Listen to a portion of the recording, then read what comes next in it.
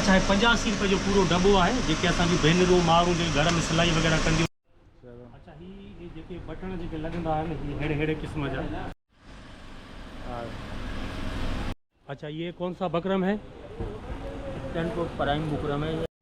Bahadur Shah market Karachi जी उर्दू बाज़ार में वाक़ एक पुरानी ऐं तारीख़ी मार्केट है जेका 1950 वारे ॾहाके में आबाद थी। ही मार्केट ख़ासि करे उन्हनि माण्हुनि जे लाइ आहे जेके सिलाई सां लाॻापियल कारोबार कनि था, जीअं सुई, धाॻो, बटण, ज़िप, बकरम ऐं रील। इहे सभु सामान हिते सस्ते अघ में मिलनि था। पूरी सिंध में मुंहिंजूं भेनरूं जेके घरनि में सिलाई जो कमु कनि थियूं उहे आम दुकाननि तां जॾहिं दर्ज़ को सामान वठनि थियूं उन्हनि भेनरुनि खे मुनासिब अघु नथो मिले, न ई मयारी थो मिले। ख़ासि करे उहे औरतूं जेके पंहिंजे ॿारनि जे ख़र्च लाइ सिलाई करे रोज़गार कमाइनि थियूं उन्हनि लाइ ही वीडियो तमामु घणो अहम आहे। ही वीडियो उन्हनि सभिनी दर्ज़नि जे लाइ आहे जेको दर्ज़ को कमु कनि था ऐं सस्तो अघु वठण जी कोशिशि कनि। जेके बटण जेके लगंदा आहिनि ये हेड़े क़िस्म जा, त जीअं अॻे ॻाल्हि कई त 3000 ताईं भी मशीन आहे ऐं 7000 तक की है, और ये मेरे ख्याल से 7000 की है ना, महंगी है। 7-7.5 की है। ऐं ही उहा ई मशीन आहे जेके ही बटण जे पासो कमीज़ के लगंदा आहिनि। ऐं बहादुर शाह मार्केट आहे बिल्कुल जेको आहे सो लॻो लॻा है, उर्दू बाज़ार परियां है।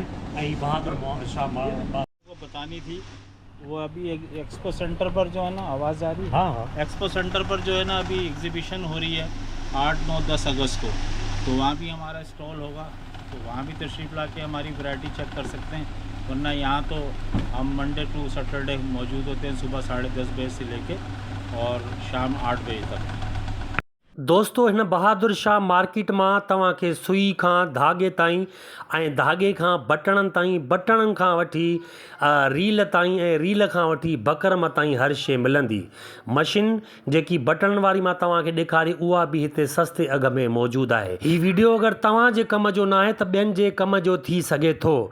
भली तव्हां हिन शोबे सां लाॻापियल न हुजो, भली तव्हां दर्ज़ को कमु न कंदा हुजो, पर तव्हांजो माइट मिट अज़ीज़ रिश्तेदार या उहे भेनरूं, उहे ॿाहिरि जेके दर्ज़ के कम सां लाॻापियल आहिनि उन्हनि जे लाइ ही वीडियो तमामु घणी मालूमात साबित थी सघे थो।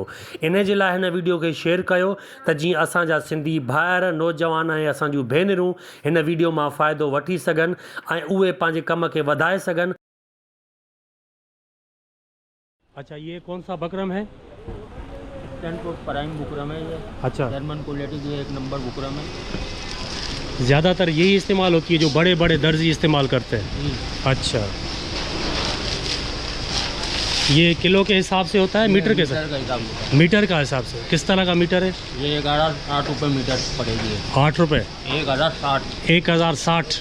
ठीक, दिखाएं थोड़ा क्वालिटी दिखाएं। किसी की ब्लैक बुकरम होती है 1000 रुपये मीटर पड़ेगी। अच्छा, 1000 रुपये मीटर और 1060 जी। अच्छा, ये भी बकरम में ब्लैक? हाई क्वालिटी की बुकरम होती है। सही, जर्मन क्वालिटी। अच्छा, ये बक्कल है ना? जी, ये बक्कल है, लोगो नहीं लगते? लोगो बिल्कुल लगते हैं, ये कमीज़ के ऊपर जो लगते हैं। सही। और ये कितने का है? 12 दाने होते हैं ना इसमें? ये 25 पीस देते हैं हम।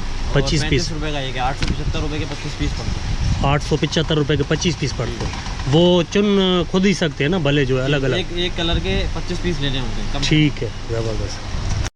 अच्छा, ही उर्दू बाज़ार है। उर्दू बाज़ार जे बिल्कुल ही जे पासो तव्हां ॾिसंदव त ये बहादुर शाह मार्केट तव्हांखे ये गेट नज़र ईंदी। ये गेट आहे बहादुर शाह मार्केट जी। हिन मार्केट में तव्हांखे सुईअ खां वठी धागे ताईं, बकरम खां वठी रील ताईं, कैंची खां वठी मशीन ताईं तव्हांखे हर शइ मिलंदी।